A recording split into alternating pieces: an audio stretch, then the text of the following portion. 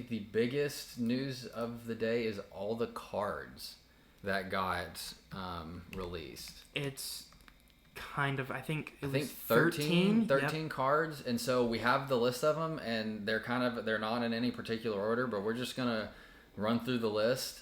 And so we'll start with the first one, and the first two have something specifically we want to talk about, so we'll just talk about that too. But Tiana, so we said Tiana's got a card on the starter deck. So Tiana, Celebrating Princess in Steel. Yep.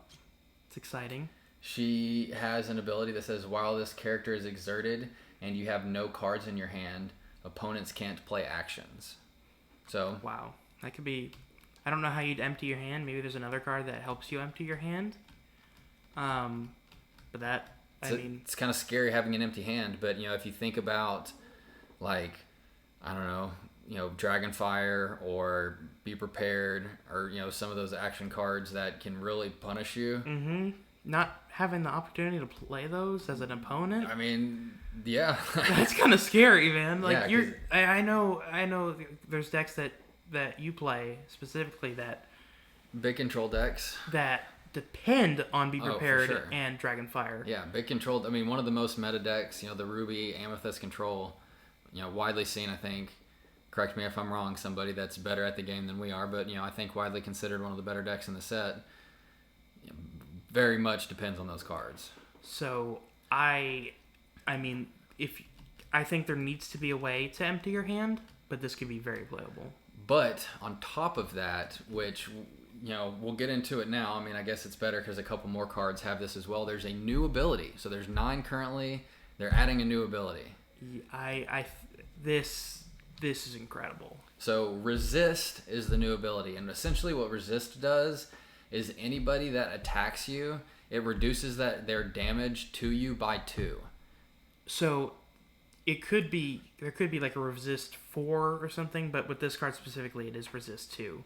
Yes. So, I mean, Resist 2 for the Tiana Celebrating Princess, she's got 4 willpower, so that's really like 6 willpower because she can take 2 less damage. And then on top of that, cheaper cards, like 1 and 2 cost cards, probably aren't doing any damage because most of the time they're doing 1 or 2 damage to begin with, and so it becomes useless for them to challenge her because they're not going to do any damage. She's also 4 cost, uninkable, like quest for 2, so she's got 2 lore. 2 lore is a big one. And you're not going to be able to take her out very easily.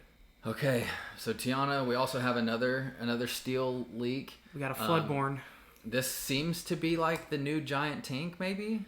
Because it's also in steel. It seems like the new big bad in steel. Yeah, so 7 cost, inkable, 5 shift Cinderella, who, again, shift 5, so there are going to be other Cinderellas in there that you're going to be able to shift onto. Also has Resist 2. Is 5 willpower, 5 strength, 3 lore. So she is going to be incredibly annoying to take out. You're going to have some sort of ability to take out because even your best fighters or challengers like a Maui does 6 damage. Resist 2 only does 4 damage and isn't going to take her out in 1 turn. And she's going to take him out in 1 turn. And we haven't even gotten to the ability yet. Nope, haven't even gotten to the ability. And everything I said right there is enough to make it a fantastic card. That's a playable card. But on top of that, it's whenever you play a song, this character may challenge ready characters this turn, meaning they don't have to be exerted. So that gives you the ability to push into their hand and keep them from being able to quest. So imagine playing... So we don't know if there's going to be Chapter 1, Chapter 2 compatibility. We do need to talk about that at some point, too. But, I mean, you could take out an Aladdin, like, hero... Before he can even Heroic do Outlaw, anything? before he's even out. Yep. There is some crazy potential with this. I mean... And the Resist 2 is huge. Incredibly annoying. I mean, we haven't gone through the full list yet, but I'm definitely, if we're making a tier list, maybe we make a tier list with these leaks at some point. This is definitely towards the top of the list, regardless of if you've seen the rest of the cards or not. I've looked a little bit at each other card. There's some crazy ones that we'll get to, but this this could be the best. This is up there for sure. Okay, so we'll come back to them, and then once we go through them all, we'll kind of just say our favorite one, so we can get to all of them. But get to the next one. So we move on to Sapphire. We have a 6-cost non-inkable Gaston, intellectual power, 4 strength, 4 willpower, shift 4 again. It's a Floodborn, so we've got shift on this one. 3 lore again, so another massive questing card with 4/6, which is not bad for 16. No, that's pretty good. And then his ability on top of the shift is when you play this character, look at the top 3 cards of your deck. You may put 1 in your hand, put the rest at the bottom of your deck. And so that's like an ability, or not an ability, but like an action that you would usually play separately that you get with this card. So I think this is a very like late game card, like when you're just scrambling and you're like, I need these specific cards. So with 6 cost, it's got to be a little bit later. It's going to be later in the game. But yeah, if you really need a specific card to either weather the storm or to try to put the final nail in the coffin or whatever the case might be, I mean, it puts a character on the board and gives you another card that you specifically need. So I mean, to me, the shift 4 isn't as big of a deal because I don't think you necessarily want to play this on turn 4. But that's just my opinion. Now, shift 4 is useful because you can play maybe multiple you have or another card on top of it. Or later go on. right into questing with him. I mean, I think Questing is with nice. with a 3 lore, you go straight into questing with him and you get the ability. I mean, with 4 strength, 4 willpower at turn 4, there might not be another card on the board to take him out either. So you're right. True. I mean, I think the ability maybe not. That's early on, but depending on the play style or the deck that you've built around, maybe you do, maybe don't. That's very true. I overlooked that. That's very true. It's all good. So that's a really good one too. Non-inkable, so you have a little bit of a chip against it, but it not as crazy as the Cinderella. No, but still up there for sure. It's still very good. Okay, so we have our first item to talk through. And this is exciting because it is Great Mouse Detective. So, Great Mouse Detective, take it away. So this is the dinner bell, which is actually a very sad scene, in my opinion, in the movie. But this is a 4-cost uninkable item. It's when this exert 2 ink, exert 2 ink. Draw a card equal to the damage on chosen character of yours, then banish them. Banish the item. Or banish them. Wow, I can't read. Banish them. No, you're good. Okay, so you banish the character. This is crazy. It's a lot to digest. You have to be very careful with how you use that, because if you're banishing a character, assuming if they have a bunch of damage on them, then you're going to get a lot of cards from it, and they might have an important turn left to go, if it's a 3 lore card or a really important attacker that you have. But nonetheless, like, if you're replenishing your hand, Imagine playing this on an enemy Cinderella that we just talked about. It'd be great. You just blew my mind. I was thinking you have to play this against your own card. No, you get to banish an enemy card. Hold the phone. This is, okay, new tier list. This is right up there at the top. That is insane. That's what I'm saying. That is insane. It's incredible. That's basically a Dragonfire with a draw. And you can play it every turn. No, you can play it every turn. It's an item. You can play it every single turn. That's basically a Dragonfire with a card draw. Imagine this was steel. I'm at a loss. I completely read that wrong when I read it the first time. That's insane. There's another item we'll get to in a few cards here. There has to be more cards in this set to remove items from the board. Because right now, I might be wrong, but the only 2 that come to mind are Befuddle, which is in the Amethyst ink, and then the Steel Beast that lets you remove an item when he's played. Yeah, I'm not totally versed in like the item removal. I think those are the only 2. Is there a Hades? I'm not entirely sure. I don't know. But regardless, there's not a lot. There's not a lot at all. And so with incredibly powerful items like this coming out, there has to be better ways to deal with items. Because if you just every turn have to deal with your opponent drawing cards and taking yours out, you're in a world of hurt. I mean, It's this and not Tinkerbella, Cinderella so far, and we haven't even got to maybe the craziest card. Maybe. But we're getting there. Maybe. Almost. Okay, so we get to the Raya, which it's underwhelming. This has to not be the big Raya, right? Like this has to be. There could be a Floodborn. Okay, we'll just put it this way. There is a Raya, a 4-cost inkable Raya with 5 strength, 3 willpower. She only quests for 1. Mm-hmm. It's Raya, Warrior of Kumandra. It's a vanilla. Doesn't have an ability. Yeah, there's no ability. She only quests for 1. She's a decent fighter, but she doesn't have rush. She doesn't have reckless or anything that's going to give her more strength because she has reckless. So it's just like, it's kind of underwhelming. In my opinion, it's pretty trash. It's not I know, good. That's what I'm saying. So if that's the only Raya card in the set, I will definitely be disappointed. I have to say, though, this can't be the only one. It's got to be Dreamborn Floodborn. I mean, it is Rise of the Floodborn.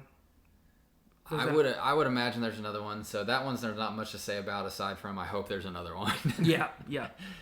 Okay, so we get to the next card, which is a Floodborn. Belle Hidden Archer. This is incredible. So Emerald. I don't know if I said the Raya's in Ruby real fast. Just make sure we cover that. But yes, Belle, Emerald, Hidden Archer, 5 cost, non-inkable. So again, that tiny little knock against it.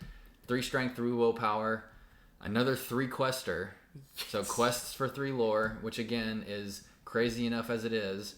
She shifts for 3, so you can play her incredibly early on. Insane. On top of that, of course, she's got an ability, and the ability is whenever this character is challenged, the challenging character's player discards all their cards in their hand. Let me repeat that. Whenever this character is challenged, the challenging character player discards all the cards in their hand.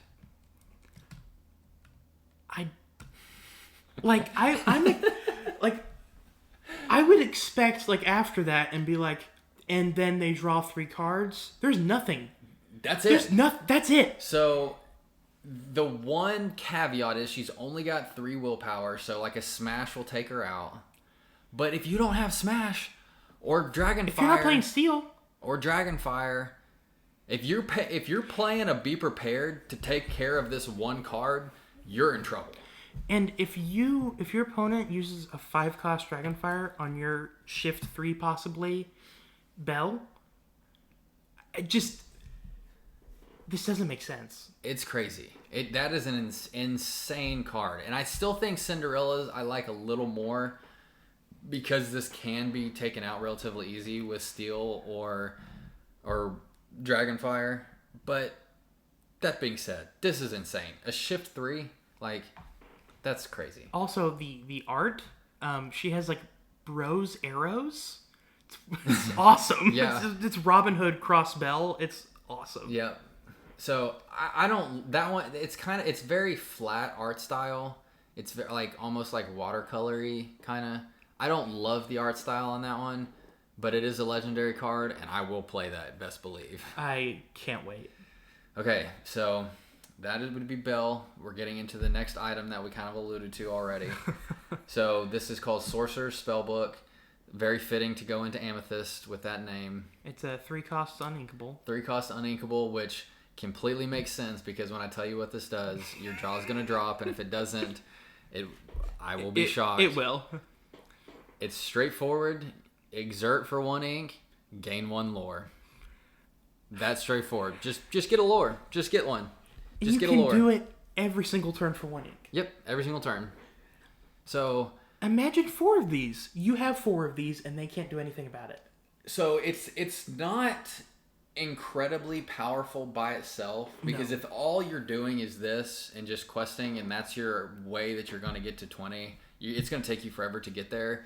But imagine you have a control deck like we've already talked about, with your Dragonfire and your Be Prepared, and they're at 17 or 18.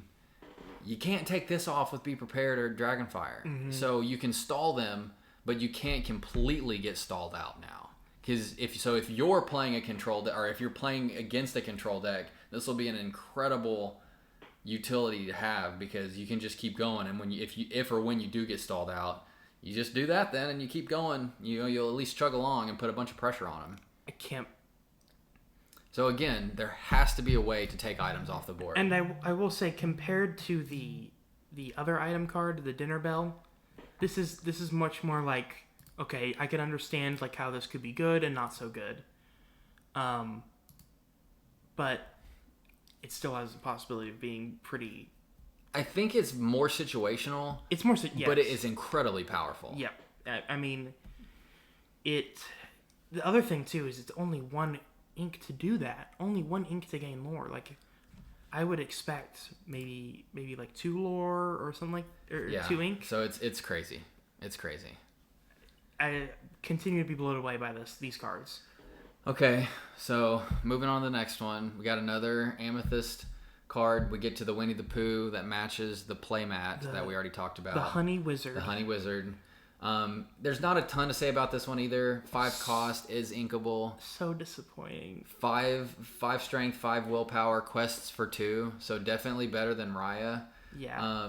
From that respect, has more willpower, quests for more, only costs 1 more, but is still vanilla. And so I think like if you need a late game, card that can take a hit and quest, like it might be an okay deck filler, since it is inkable too. But I still don't think it's definitely not one to build a deck around. It should have been an insane Floodborn. Like, that's what I was expecting when I saw the playmat. So it's disappointing. Yeah, I mean it's cool, but it's nothing crazy. So, okay, so Merlin, we have another Amethyst one. Merlin being an Amethyst makes sense. 4 cost Merlin Shapeshifter, 1 strength, 5 willpower, and he has the ability that says whenever one of your other characters is returned to your hand from play, this character gets +1 this turn. So that's a pretty cool one. Like I could think of some really cool kind of like combos, like a Cruella. They're currently, a card gets returned to your hand, so maybe you just like return your own card. You can heal it too if it has damage. You can return that card. Yeah, return it, heal it, and then he gets 1 lore. You quest with him. 5 willpower is going to give you a couple turns of questing. So I don't know what to think about this one yet. I think it's very interesting and could be really, really cool, but I think we have to know what else is coming to really fully think through this one. It's not completely bonkers like some of the other cards. No, but that's for sure. It's still cool. So, moving on from there then, we got another Amethyst, just rolling through the Amethysts here. Love it. Another Elsa, which fits into the Amethyst play. Yeah, helps out a lot. You have Elsa Gloves Off with a 4 cost inkable, 3 strength, 4 willpower Challenger this time. So kind of fit into that like Jafar / Challenger 3. Facilier, range. It works. But then you have an Elsa that can be shifted onto. Mm-hmm. So I think will be really good too. So she's got a Challenger +3, so we'll do 6 damage when challenging. So I think this will be a good one. Definitely a support card for your deck, not to build around, but with the Challenger, with the shift into huge Elsa that's massive today, will be a really crazy card. So okay, moving on from that one, we have our first song, another action / item. This is I think one of our favorites too. One is Hercules, which we both said we love. Yep. 0 to Hero, one of my favorite songs in all Disney properties. Yep. It's a 2 cost song, so really cheap.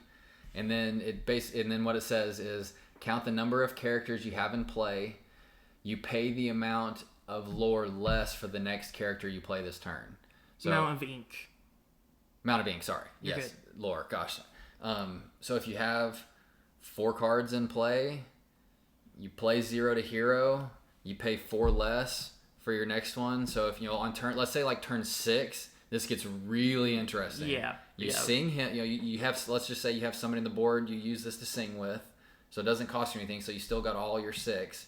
You got 4 cards on the board. So now your next card costs 4 less. So you play. I don't know. Even conceivably the big Cinderella we talked about earlier. That costs 7. She only costs 3 now. Get her out super fast. So I think this will be a really interesting one if you have a bunch of in like a very aggro deck. that can shift into a pretty big, powerful deck because you need a bunch of cards on the board for it to be super useful. But I think it could be really annoying if you're not prepared for it. I think this card is a hint to a 9-cost God Immortal Hercules. There also is in the background art of this card Hercules just taking down all of the monsters from the movie. So he starts off as the 0 in like the foreground of the card and then ends at the hero. So I didn't even think about that. That would be insane. But with even the ability itself, it makes sense. There could be a 9-cost Immortal Hercules card. That would be insane. That would be incredible. I think it's a hint. So we'll come back to this. Somebody make a note for us. See what the big Herc from the set is, because I imagine there has to be. There has to be a big Herc. Okay, and that's in the Amber set. Mm-hmm. I don't know if I mentioned that or not, but we're moving on to another Amber one, which is the Queen that I mistakenly said is Maleficent my earlier. Favorite Maleficent card. Because my brain is in Maleficent from her being the big bad of the current set. But the most crazy thing about this card is she's a 5-cost Amber card with 4 strength, 3 willpower, but she's a shift 2. A shift 2. Imagine getting at this card out on the second turn. So the interesting thing though is we don't have another Queen. I don't think. Not yet, but there will be. So clearly. Is it a 1-cost Queen? Right. There will be. I mean, there could be a 2-cost Queen even. I guess. I mean, unless there's a really bad higher cost. I mean, then it becomes I don't know. A little less. It's weird. I don't know. But regardless, yeah. I mean, if there's a 1-cost and you play her on turn 1 and then you play her on turn 2. I mean, the crazy thing about if you play her on turn 2, the crazy thing about this one is, especially shifting into it, is whenever this character quests, chosen opposing character gets -4 strength, and chosen character on your side gets +4 strength. So an 8 challenge shift in your strength. And to be clear, that is just for that turn, so it's not for the whole game, not completely broken. Whenever this character quests. So for that turn, but again, if you're shifting this in turn 2, and they might only have 1 card on the board. You shift it in, you quest it, you tell it that other card. If you're doing it turn 2, that other card doesn't have more than 4 strength. And so they can challenge you, but they're not going to do anything about it. And then you quest again the next turn and do the exact same thing. And so I can just see this being really, really, really hard to manage. I think again, this is more of what I was expecting. Not some of the bonker stuff we got, but more meta changing kind of. I really like this one. I mean, she's only got 3 strength, so a smash will take her out. But again, if you're not playing steel, there's not any real straightforward way to take her out unless you have a couple cards on the deck or you have something that can rush in and take her. So you have to be, pun intended, you have to be prepared for something like this to happen now because it's very powerful. It's really crazy. Okay, moving on to the last one. We're 40 minutes in, so we could talk about this all day. But last one, another Amber Mickey card. I like this one a lot just because I'm a huge Mickey fan. 6 cost, is inkable, 6 willpower, 3 lore, so just a lore powerhouse because he's got a bunch of willpower and a bunch of lore. Only 1 strength, so he's not going to do anything in a challenge. But his ability is whenever this character quests, you pay 3 ink less for the next character this turn. So again, we saw that ability kind of in Zero to Hero, the song. We see that ability on this Mickey card when he's played. So that's clearly a theme around being able to pay less for characters, getting them on the board. I just overall with this in mind, the chapter just has so many things going on that I mean it's going to be a fun chapter, that's for sure. Okay, pick 1 card as your top card and then we'll do a tier list later. I have to pick Dinner Bell. Dinner Bell? I mean, I can't say you're wrong there. I know. I can't say you're wrong. I think I'm gonna stick with the Floodborn Cinderella, just because I don't know. I'm just a sucker for the big powerful cards now. Like we talked about earlier. I really like the control decks. I think this is gonna be huge for something like that. So I'm gonna go with the big Cinderella, but stay tuned for the tier list because we'll definitely use these 13 in a tier list. Oh, 100%. To do a video on that here pretty soon. So that covers all the cards that were released. We all have one more thing to talk about, which is the 100th anniversary special set that they're releasing with 6 enchanted cards. So they're not going to be. This is the only way you're going to be able to get these. So they're not going to be like super enchanted, you know. Yes. But I think the art style they chose is very interesting. Like I don't know specifically like what they're pulling from. It's got a Mickey, Elsa, Stitch, Maui, Maleficent, and Genie. The Mickey and Elsa from the cards that we just said were released from Chapter 2. The rest are from Chapter 1. Mm-hmm. To your point, they're very, like, anime-y almost. Like, they're very flat in the art style, kind of like I said about the bell earlier. There's not a lot of, like, shading. It's all very just kind of monotone and flat. And so I'm not personally a fan of the art style, but don't get me wrong. I'm a massive Disney fan. We've already said this. Will I be getting this? Yes, I will be getting this. This is going to be one of those collectibles you keep in the box, I think. And get them graded. I'm getting these bad boys graded. If I am lucky enough to come across one of these, I'm buying it and instantly sending it into PSA. So there's also another. Is this going to be Disney Park exclusive because it's Disney 100? It could be. We don't know. Best believe I'm going to Disney parks then. I will drive my butt down there. But yeah, so I think this is cool. I was hoping they would do something like this for Disney 100 just because, again, like outside of the game itself, we're both big Disney fans. They're joining in on the celebration, which is awesome. Yeah, it's cool to see just all of the synergies between all of the different, you know, properties that Disney owns and all the distribution stuff that they do. I'm a massive Disney fan. I love to see it, and so it's cool to have. You know, I'm definitely a fan. Okay, final thoughts. I'm so hyped, so excited. This chapter is gonna be bonkers. Yep, it's a little. My final thought is it's a little early for this stuff to be coming out. I mean, we're 2.5 weeks in from, or it's September 12th. We're basically 2 weeks in from the wide release of the set, and so I would have liked for this to happen in like a month maybe. I agree, it's a bit overwhelming, but nonetheless, like some of these cards are crazy, and so I'm really excited as well. I really want this to be a success. I really can't wait for them to come out. I hope we are able to secure some early on, which has been a problem for this chapter 1. But yeah, I guess the very last thing I'll say is stay tuned for the tier list on these cards because that'll be a fun one to do. So I can't wait. All right, thank you guys for listening. Yep, thanks for listening again, and we'll see you next time. Bye.